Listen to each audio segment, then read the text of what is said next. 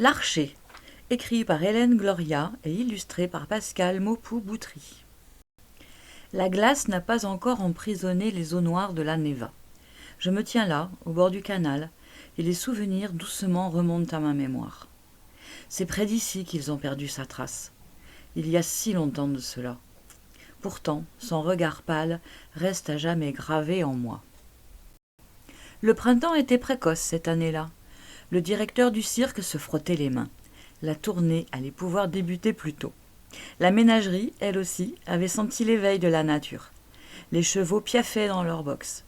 Mes fauves feulaient et tournaient nerveusement dans leur enclos. Lorsqu'au début du mois d'avril, notre train emmena la troupe vers sa première représentation, tout le monde agita son mouchoir aux fenêtres des wagons. « En route vers la gloire !» cria le directeur. « Un jour, nous réaliserons notre rêve de jouer devant le tsar !» Nous fîmes halte tout d'abord à Astrakhan, sur les rives de la Volga. Après les fastidieuses répétitions de l'hiver, nous avions hâte de présenter nos nouveaux numéros au public. Notre euphorie gagna le cœur des Tchécos, qui, aussitôt le train arrêté, entamèrent le chant de la toile, dont eux seuls connaissaient les paroles. Leur voix grave leur donnait force et courage pour monter le gigantesque chapiteau. Au soir de la première, M. Loyal, notre maître de cérémonie, faisait les 100 pas dans les coulisses. Je le revois triturer nerveusement les épaulettes dorées de sa redingote écarlate. Les musiciens, eux, se miraient une dernière fois dans le reflet étincelant des cuivres de l'orchestre, prêts à s'installer pour l'ouverture du spectacle. À l'écart, les acrobates se concentraient, multipliant les assouplissements et autres torsions de leur corps. La bonne humeur de l'après-midi avait fait place au trac, et Vladi, notre garçon de cage, essuyait comme d'habitude reproches et bousculades. Je décidai alors de le soustraire aux moqueries des clowns. « Vladi, viens m'aider à boutonner ma tenue !» Le jeune homme accourut, frottant ses mains sales contre ses vêtements. Comment faisait-il pour garder ce regard clair et confiant? Les numéros s'enchaînèrent sans incident ce soir-là. Nous étions ravis de retrouver la magie de la piste et le regard émerveillé des spectateurs. C'est quelques jours plus tard qu'il apparut pour la première fois. Les écuyers entamaient la dernière partie de leur numéro. Les 2 chevaux frisons étaient lancés au galop et les cavaliers passaient de l'un à l'autre avec aisance. Après une énième voltige, ils saluèrent le public qui applaudit chaleureusement. On baissa les lumières. Monsieur Loyal s'apprêtait à annoncer le numéro suivant quand une petite lanterne s'alluma dans l'ombre des gradins, au moment où s'élevait une douce mélodie jouée par un violoncelle. L'orchestre resta bouche bée. Le public sembla s'arrêter de respirer. En coulisses, nous nous interrogeâmes du regard pendant que la mélodie envahissait le chapiteau. Même les chevaux semblaient sous le charme. Ils refusèrent de quitter la piste, marchèrent au pas, puis au trot, l'encolure enroulée et les oreilles dressées, sans autre guide que la musique. Lorsque l'archer glissa sur la dernière note, la petite lumière disparut et le violoncelliste s'évapora comme par enchantement. La foule, séduite, applaudit de nouveau. À l'issue du spectacle, je rejoignis le groupe qui discutait vivement avec le directeur de l'intrusion du musicien mystérieux. « Impossible de savoir qui c'est !» s'exclama M. Loyal. « Il portait un masque de biche !» Le chef de l'orchestre, son hélicon entouré autour du ventre, renchérit. « Imaginez, il jouait du violoncelle !» Pour la fanfare, laisser un instrument à cordes pénétrer sous le chapiteau sonnait comme une provocation. Quelque temps après, la troupe s'installa à Saratov. Chacun profita de l'après-midi pour corriger les petites imperfections des représentations précédentes. Le soir, l'orchestre mit un point d'honneur à faire reluire les cuivres. Lors de l'introduction musicale, je crois que les trompettes n'avaient jamais chanté de manière aussi éclatante. Une certaine chaleur régnait sous le chapiteau. Les premiers numéros se déroulèrent sans accrochage. Vint enfin le tour du funambule. L'orchestre se tut.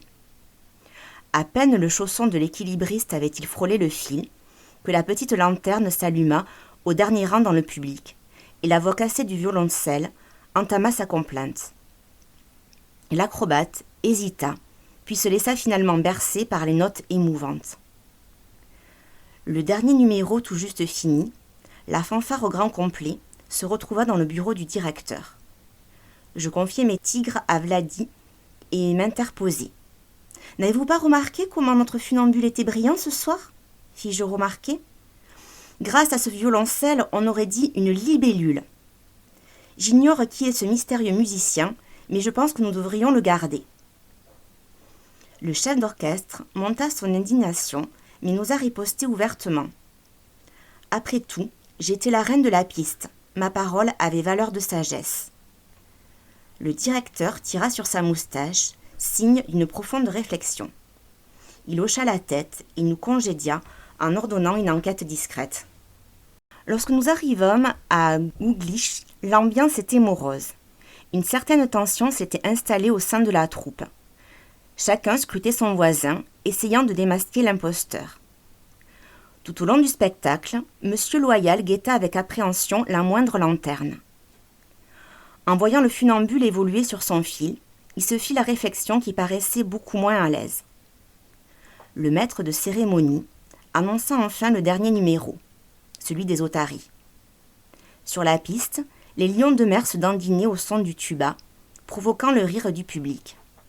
Soudain, le violoncelle se mêla à l'orchestre qui cessa de jouer, estomaqué par tant d'audace. Les otaries, elles, touchées par ce solo délicat et inconnu, évoluèrent alors avec grâce et souplesse, gardant la vedette sur la piste. Les spectateurs, conquis, se levèrent et applaudirent à tout rompre. Après la représentation, le maire Douglich vint saluer le directeur et le félicita pour la prestation épatante du violoncelliste. « Mon neveu est conseiller auprès du tsar. Je vais lui parler de votre fabuleux numéro. Il faut absolument que son Excellence le voie. » Le directeur me lança alors un regard étrange, à la fois ému de sentir son rêve à portée de main et soucieux de n'avoir pas encore identifié ce virtuose de l'archer. Dans la ville suivante, le cirque fut accueilli triomphalement. La nouvelle d'un fameux violoncelliste masqué s'était propagée et notre directeur dut répondre à de nombreux curieux. Le mystère planait toujours. Cependant, et je me sentais mes camarades inquiets d'être les prochains à devoir partager l'affiche avec le musicien fantôme. Pour ne plus y penser, je me rendis l'après-midi à la ménagerie. L'air était particulièrement chaud et ensoleillé. J'interpellai alors Vladi. « Il faut que tu ailles chercher de l'eau fraîche pour mes tigres. » Quand il revint avec les seaux, le jeune homme enfonça sa casquette sur son front. Mais je notai quand même la marque sur sa joue. « Qui t'a fait ça? Allons, parle !» Vladi leva ses grands yeux délavés vers moi. Je me suis cognée. « Je sais que tu mens. » Mais Vladi prétexta une course à faire pour M. Loyal et s'éclipsa aussitôt. Je soupçonnais les clowns de lui avoir joué, une fois de plus, un mauvais tour. Ce soir-là, contrairement à son habitude, le directeur du cirque demeura avec nous dans les coulisses durant toute la représentation. « Soyez confiants, glissa-t-il à l'oreille de M. Loyal, tendu comme une corde. Nous allons bien finir par le démasquer. » Sans compter que grâce à lui, nous affichons complet. Dans leur dos, les clowns se chamaillaient, une manière pour eux de se préparer à entrer en scène. Ils déboulèrent tout à coup sur la piste à la poursuite du maître de cérémonie, lui ôtant au passage son chapeau. M. Loyal fit semblant d'être offusqué. Le numéro était bien rodé, le public éclata de rire. Le directeur sourit lui aussi dans l'ombre. La voix du violoncelle, perchée cette fois sur la plateforme des trapézistes, résonna alors moqueuse et agressive. Les spectateurs qui entendaient le musicien furent ravis, les clowns un peu moins. Ils se consultèrent brièvement et décidèrent de récupérer l'attention du public en donnant le meilleur d'eux-mêmes. Les farces se multiplièrent. Derrière son masque, le violoncelliste répondait aux pitreries des bouffons par des morceaux humoristiques et insolents. Les clowns se démenèrent, Leur maquillage ne cessait de couler sous leurs efforts.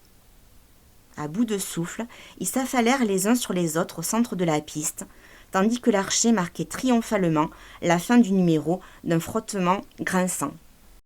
Tard dans la nuit, Monsieur Loyal vint frapper à ma porte et me demanda de le suivre. Le directeur nous attendait dans son bureau. Il sortit une enveloppe de sa poche. Nous reconnûmes le sceau impérial. « Vous avez deviné, murmura le directeur. Le tsar nous invite à planter notre chapiteau dans ses jardins. C'est merveilleux, m'écriai-je. Oui, bien entendu, mais il souhaite, à l'issue du spectacle, rencontrer notre nouvelle mascotte. Oh, allons, ne vous inquiétez pas, le rassurai-je. Nous l'aurons identifié d'ici là, et je l'accompagnerai. Tout se passera bien. Le directeur dansa d'un pied sur l'autre, comme si le sol était brûlant. Il se décida enfin à me regarder. Très cher, son Excellence ne veut voir que lui. Mais nous resterons sûrement au palais pour plusieurs représentations. Alors il ne faut pas vous froisser, votre tour viendra. Quoi qu'il en soit, coupa Monsieur Loyal, nous ne devons pas effrayer notre passager clandestin. Continuons comme si de rien n'était. Une fois à la cour, nous rassemblerons toutes nos forces pour le capturer et l'amener devant le tsar. Qui sait si son Excellence est satisfaite? Peut-être nous construira-t-elle un vrai cirque sur l'une des plus grandes avenues de Saint-Pétersbourg, avec une vraie loge et un vaste enclos pour mes tigres. Le directeur me sourit. Le trajet vers la capitale me parut long. Le convoi se traîna particulièrement dans les collines de la Vladaï. Les arbres au feuillage mordoré se miraient dans les lacs et l'automne flamboyant irradiait la crête des forêts. Le spectacle était féerique. Mais qui s'en préoccupait vraiment? Les clowns, n'ayant pas apprécié l'apparition impudente du violoniste au milieu de leur numéro, avaient entrepris de fouiller tous les compartiments avec la participation zélée de la fanfare. L'ambiance était à nouveau tendue, et Monsieur Loyal ne cessait de courir d'un wagon à l'autre pour apaiser, comme il le pouvait, la troupe fébrile. Le jour pointait à peine lorsque le train entra enfin dans Saint-Pétersbourg. Tout le monde aux fenêtres admirait, émerveillé, la ville majestueuse avec ses dômes couverts d'or. Le matériel et la ménagerie furent acheminés vers les jardins impériaux sur de longs chariots. L'orchestre accompagna la parade et les acrobates n'hésitèrent pas à enchaîner les roulades et autres pirouettes sur l'avenue. À la nuit tombée, les paillettes des costumes de scène scintillèrent à la lueur des torches. Une grande loge recouverte de velours pourpre avait été installée dans les tribunes pour le tsar et sa famille. Le directeur, réalisant enfin son rêve, semblait flotter sur un nuage. Même Vladi eut droit à sa traditionnelle poignée de main, réservée uniquement aux artistes. Le chapiteau était comble. Les numéros se succédèrent. Le tsar semblait heureux. Faisant taire le roulement de tambour d'un revers de la main, Monsieur Loyal annonça « À présent, Votre Excellence, Mesdames, Messieurs, voici l'étoile du cirque Mikoline, la sublime Margarita Nazarova et ses tigres de Sibérie. » Le public fut parcouru de frissons en découvrant, dans la grande cage, les 9 félins au pelage soyeux. Je me sentais tellement forte au milieu de mes fauves. Après leur avoir fait franchir un anneau de feu et les avoir fait rouler sur le sol, je m'avançai vers Sacha et déposai un baiser sur son museau. C'était le signal. L'orchestre se tut. Chuchotant des mots doux à Sacha, je glissai délicatement mon bras à l'intérieur de sa gueule. Rien qu'en la refermant, le fauve au tempérament imprévisible pouvait me broyer les os. Je crois que Sacha perçut la musique avant moi. Quelques notes aussi éblouissantes qu'une aurore boréale. L'archer courut sur le violoncelle et la mélodie s'envola vers la loge impériale. Mon cœur se mit à battre très fort. Je croisai le regard de Sacha. Il ouvrit la gueule, libéra mon bras et se mit à le lécher, tel un vulgaire matou. Puis il retourna sur son tabouret, et tous mes fauves se couchèrent les uns après les autres, comme ensorcelés par la musique. La colère monta en moi. Comment osait-il? Arborant son masque de biche, il se tenait face au tsar. La dernière note cristalline de son violoncelle vibra, flottant au-dessus du public littéralement bouleversé. Son Excellence se leva enfin, salua le musicien et l'applaudit, aussitôt imité par l'assistance. C'en était trop. Mon numéro interrompu, Sacha étendu comme une descente de lit, le tsar me tournant le dos. La férocité qui avait déserté mes tigres se diffusa en moi. Sans réfléchir, je quittai précipitamment la cage et me ruai dans les gradins. Je parvins rapidement jusqu'au musicien. Avant même qu'il ne comprenne mes intentions, je lui arrachai son masque. « Vladi !» Ses grands yeux effrayés me supplièrent. Abasourdi, je le relâchai, et Vladi prit ses jambes à son cou. Dans sa précipitation, il perdit son archet. Je le ramassai machinalement. À l'extérieur, les clowns s'étaient lancés à la poursuite du violoncelliste, mais ils perdirent bientôt sa trace dans les allées bordant le canal. Le tsar, furieux d'avoir assisté à cette scène incroyable et honteuse, quitta précipitamment le chapiteau. Dès le lendemain, il bannit notre cirque de Saint-Pétersbourg. Le directeur tenta d'obtenir sa grâce, mais son Excellence avait interprété notre comportement comme un affront personnel et refusa de nous l'accorder.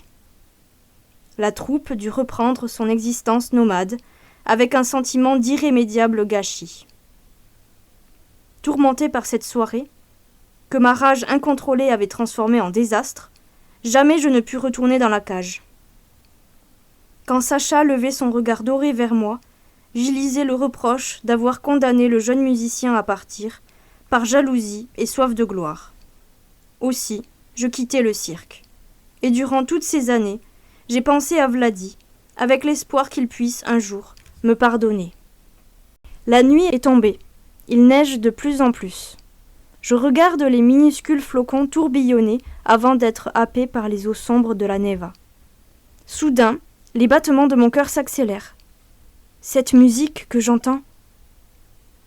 Le son me conduit, à quelques mètres de là, au détour d'une ruelle.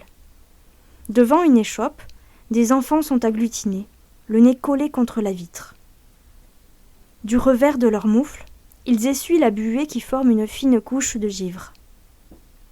Tous n'ont pu entrer dans la minuscule boutique, et les plus grands, sur la pointe des pieds, tendent le regard pour ne pas perdre une miette de ce qui se passe à l'intérieur. Hypnotisés, ils écoutent Vladi et son violoncelle.